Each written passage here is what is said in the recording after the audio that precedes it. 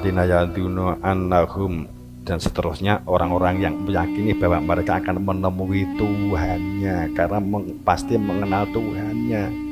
Mereka yang meyakini akan menemui Tuhannya. Tuhannya ada yang menunjukkan keberadaan Tuhannya itu. Kenapa menggunakan yadununa annahum mulaku? Namanya bukan, tidak menggunakan alladzina, katakanlah takwa atau apa begitu ya. Alladzina yadununa annahum, mereka tuh meyakini gitu loh, meyakini karena Tuhan sudah dikenali. Tapi enak kemungkinan kepreset, nek gak waspada lan hati-hati, maka menggunakan yadununa. Alladzina yadununa annahum, orang-orang yang meyakini bahwa mereka akan menemui Tuhannya. Wong sing wis kenal Tuhan saja iso kepleset gitu loh. Tapi sudah ada keyakinan wis roh Surabaya niki wis roh. Tapi kan kita nggak tahu kendaraannya iso rusak di dalan kan gitu. Iso kecelakaan akhirnya gak teko Surabaya. Kita mau menuju Jakarta mau ketemu presiden. Sudah tahu Jakarta, sudah tahu presiden, sudah punya pegang karcis, tiket sepure sudah dipegang, sudah jelas teko Jakarta. Tapi kan kita alladzina yadunna annahum mulaku rabbihim. Tapi kita kan nggak tahu nek kok sepure bisa ceklek ndase, bane gembos. Kita kan nggak tahu.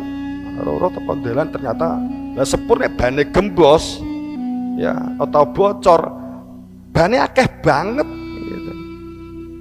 Banyak kan banyak itu. Ngompo sitok-sitok nambal ya. Pak pesawat di dhuwur gak ada stasiun, gak ada terminal ya, itu ternyata mungkin keyakinannya didasarkan di dalam pijakan ilmu gitu ya. Itu sholat. Tadi sholat itu orang yang sadar sebagai hamba, mengetahui asal usul kejadian dan menuju asal usul kejadian, sadar menuju asal usul sira ana. Itu orang yang sholat, semua aktivitasnya sadar keberadaan jati diri fitrah manusia itu adalah fitrah manusia dari fitrahnya Allah yang disimbolkan di dalam ayat Hud 114, wa aqimis sholah, dan seterusnya itu torofi gitu ya, dan seterusnya, dan dirikan sembahyang pada kedua tepi siang. Kedua tepi siang itu berarti kan isuk karo sore. Lahir maksudnya itu saat kita lahir dan kita meninggal kan gitu kan. Lahir dan meninggal di tepi siang sampai pada masuk malam, sadar sebagai asal usul. Sebagian pendapat kecil, sebagian kecil ini dimana berarti sholat itu hanya 2 waktu. Jalankan sholat itu di kedua tepi 3 waktu dan pada permulaan wa zulfa minal lail kan gitu. Dan di sebagian permulaan daripada malam. Dan artinya bahwa kita untuk selalu terus ingat asal usul kelahiran. Jika kamu hanya lahir daging dari ibu kamu, maka perolehan kamu, hidup kamu hanya daging.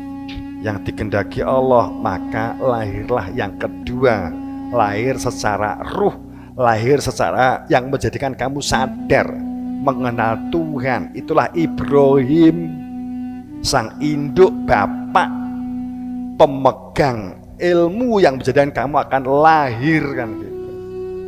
Lahir secara ruh. Makanya Nabi Isa kan ngendikan, jika kamu tidak dilahirkan dariku, maka kamu tidak akan pernah dilahirkan secara ruh. Dan siapa yang tidak dilahirkan secara roh, maka tidak akan pernah masuk ke kerajaan Tuhan. Sehingga kita akan melakukan perbuatan-perbuatan baik, dikatakan perbuatan hasan. Perbuatan hasan itu perbuatan untuk maslahah, uteknya itu gandeng dengan hati nurani, ya, sambung dengan hati nurani, berorientasi perbuatannya itu adalah dikendalikan otak yang sambung dengan hati nurani. Ki aku berbuat ini, wah ki otaknya kemudian diarahkan sambung dengan hati nurani. Saat yang kita lakukan itu bias, yang kita lakukan itu akan merusak, yang kita lakukan itu unharmonis, itu akan merusak kehidupan hati nurani. Jadi selalu ingat asal usul kehidupan.